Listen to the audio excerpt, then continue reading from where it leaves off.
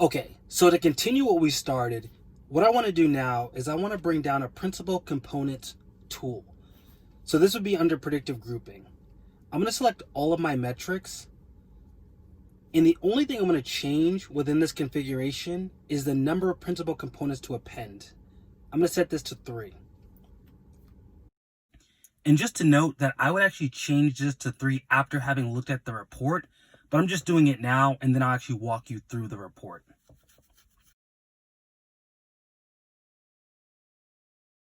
Okay, so before we open up the results, it's actually important to understand what the PCA is doing.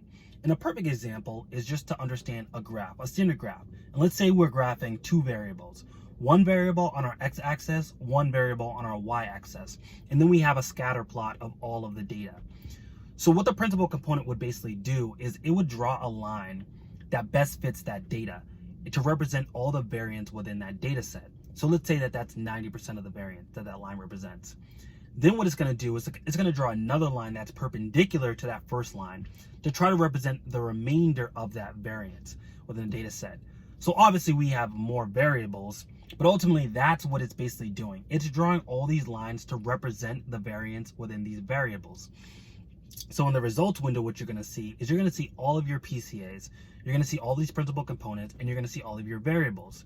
And what's important to note is you have to kind of read this vertically. You have to read this per each principal component and the variables.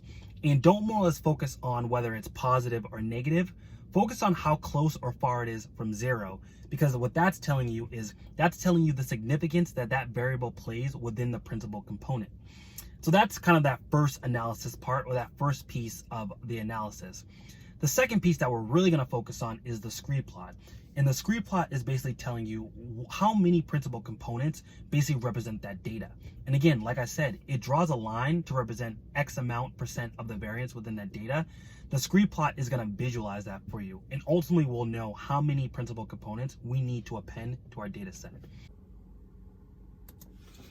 So if I open up the results window, what I get is that principal component analysis. In here, we have all the principal components, but I want to more or less focus on the Scree Plot. And within the Scree Plot, you can see that all of the variation is explained within the first and the second principal component. And that's what's important here. So if I close this window, I'm going to delete these browse tools.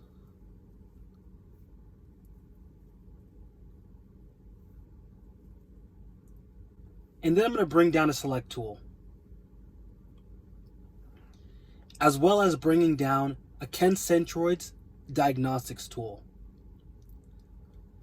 Within the select tool, I'll deselect all of my fields and only select the 3 principal components. And then to configure the Centroids Diagnostics tool, I'll select all 3 of the principal components. The clustering method I'll keep as k-means, and I'll change the minimum number of clusters to be 3 and the maximum to be 6. And I'll replicate this step for each of those 3 clustering methods: k-means, k-medians, and neural gas. And then I'll just Control-Shift-B to add a browse to each tool and run the workflow. Before we open up these cluster assessment reports, it's good to kind of understand what we're going to be looking at. And all we're really kind of focused on here is basically the box plots of our adjusted RAND and our CH indices. And what these are really showing you is for each cluster, how compact is the cluster, and that would be the adjusted RAND plots, and how separate are the clusters, and that would be your CH indices. So for the adjusted RAND, how you read this is you want a cluster that has a high median, or that black line is very high, and the blue is very compact. So that what that's showing you is that the cluster is very compact, and that's a good thing. And for the CH indices, you want, again, a median that's very high and a very compact interquartile range. And that's showing you that the separation between the clusters, they're very separated. So again, if you're looking at this data visually, you would see all these clusters within your data. And what you would want is a compact cluster for each of these clusters, and you would want them separate, or you want them far apart. So that's how we kind of read this these box plots for each of these assessments for our k-means, k-medians, and neurogas. Okay, so I'm going to open up the k-means cluster assessment. And basically what I want to do here is I want to look at the adjusted rand indices as well as the Kalinske indices. And what I'm looking for is a high mean in a small or compact interquartile range, or the blue part of the adjusted rand indices. So I can see here 3 clusters for k-means is a perfect candidate because it has a high mean, and as you can see, the interquartile range is very compact. Then I'll open up the k-medians and do the same type of assessment. Relative to the k-means, we can see that all of the medians are relatively the same, but they have very sparse interquartile ranges for each of the 4 clusters. And then let's just look at neurogas. So neurogas has 2 candidates within the 3 and the 6 clusters, and they're also very compact. But again, I think looking at these 3 assessments, the k-means with 3 clusters is a better representation of clustering our data set. So what I'll do is I'll add these clustering methods into a container. I'll just give it a name. I'll describe the analysis, and then I'm just going to disable them.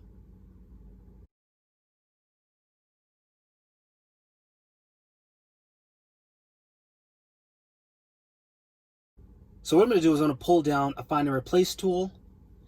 And what I want to do is I want to append in those 3 principal components.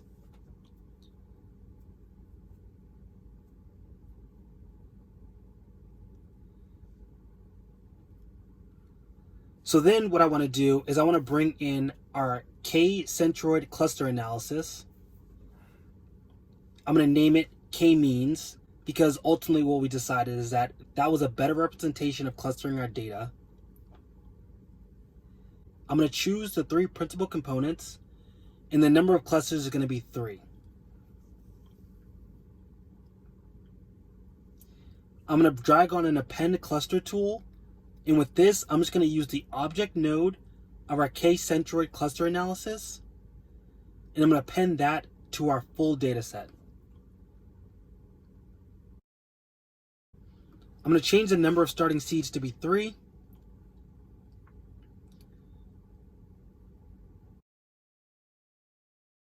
So if I run the workflow, within the results window, we now have a new column called cluster, and it clusters each of our travelers into one of 3 different clusters.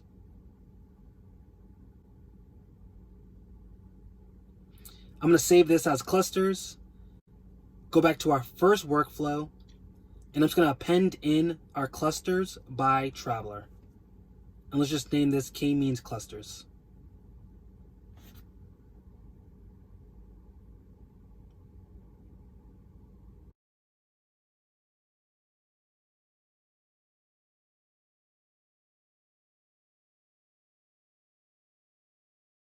Okay, so now we've crossed the finish line. We've done our cluster analysis. We've used the k-means clustering method, and now we have 3 clusters that we've appended to our data set. But let's not stop there. Let's actually visualize this data. And this is going to be a great way of actually understanding what Alteryx kind of did. And Alteryx, again, is your engine. It's doing all of the work. You're doing the analysis, and now it's spitting out your clusters for you of this data. So I wanted to take a step further, and I wanted to actually visualize this data using Tableau. And Tableau is just a data visualization tool that allows you to take data and visualize that data. So if we look at the Tableau dashboard that I created for this data set, basically what it's showing you is it's showing you those 3 clusters. And all I really did was I renamed the clusters. So I renamed the first cluster to be monthly movers, the second cluster to be mid-year influencers, and the third cluster to be frequent flyers. So what you're looking at is the total T&E expense value per each cluster. Then you're looking at the top travelers per each cluster, and then you're looking at a breakdown of the expense category. And this is how I more or less got the names. As you can see from the green box, or the monthly movers, basically all this is saying is that I just basically color coded it if it was over 33% from the other clusters.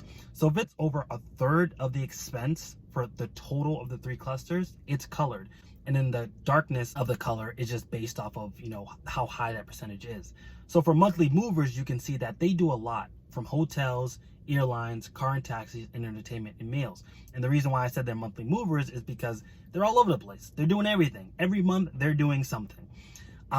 The cluster that's basically your mid-year influencers, as you can see, is from April to May to June, July. That's where basically all of their data is, and that's where they represent about a third of the travel and entertainment costs. And in your frequent flyers, it's very easy to see that the only column that's color coded is airlines. So they fly a lot. Every month they're flying. And the last part of this is just looking at that cost and revenue piece of it. So this is just looking at each traveler is basically a bubble within the scatter plot. And the higher the bubble, the higher the cost. The lower the bubble, the lower the cost. And it's basically the size of the bubble is your revenue. That's how much revenue each product brings in, or each traveler brings in. So now what you're seeing is the patterns of these travelers. And the more to the right that scatter plot goes, the more traveling that these individuals do. The more to the left, the less traveling. And again, from frequent flyers, you can see that they do a lot of traveling. A lot of it is to the rightmost of the screen, whereas with monthly movers, they do somewhat, intermediate traveling. So this is ultimately the dashboard behind this data. And this is why I say this is kind of the cool part about Alteryx, is you're doing all this work in Alteryx. We're prepping data, we're cleaning data, we're creating metrics in data, and then we're just running it through these machine learning algorithms or these tools in Alteryx. But ultimately, you're doing all that for something. Now what we're able to do is we're able to take all that just standard T&E data, and we're able to create a cool dashboard from this. And then we're able to kind of see, what the underlying analysis is. And what I was able to do is I was able to just take some T&E data and segment this into 3 different groups. And now I can take this analysis and go and say, okay, we have 3 different types of travelers. Where do we fit in, or where does each traveler fit in from this? And then what's the strategy behind this? Let's say if we have to lower our cost of T&E, how do we do that? Maybe we look at frequent flyer miles or frequent flyers in that group and say, okay, now you have to submit approvals for flying before you go, or you have to have these 3 different approved airlines to go behind. Now let's look at monthly movers, and let's say, okay, to reduce costs, maybe we can do some of these virtually, and some of these you don't have to. Or maybe let's not do when we go for airfare, let's not do hotel. Or maybe your influencers, maybe that's just a category that's never going to decrease their costs. But the cool part about this is we use Alteryx to extract some analysis from our data, and now we have basically we have the analysis visualized, and we can see it, we can understand it, we can visualize this, and we can ultimately act on this data. So that's kind of the ecosystem of Alteryx. You're doing all of your pre-processing Alteryx, and yeah, you're looking at data, but then finally you get to visualize the data. And when you visualize the data, that's where you get the insight from. And Alteryx is supplying you that insight. So hopefully you've been able to learn something through this journey. Hopefully you've been able to apply this clustering method to your data set, and hopefully you've been able to, I don't know, maybe you visualize something in Tableau, maybe you just did it in Alteryx, but ultimately you've come up with some sort of insight from your data, and that is the best part. So that's all we have for today, and until next time, hey, let's get it.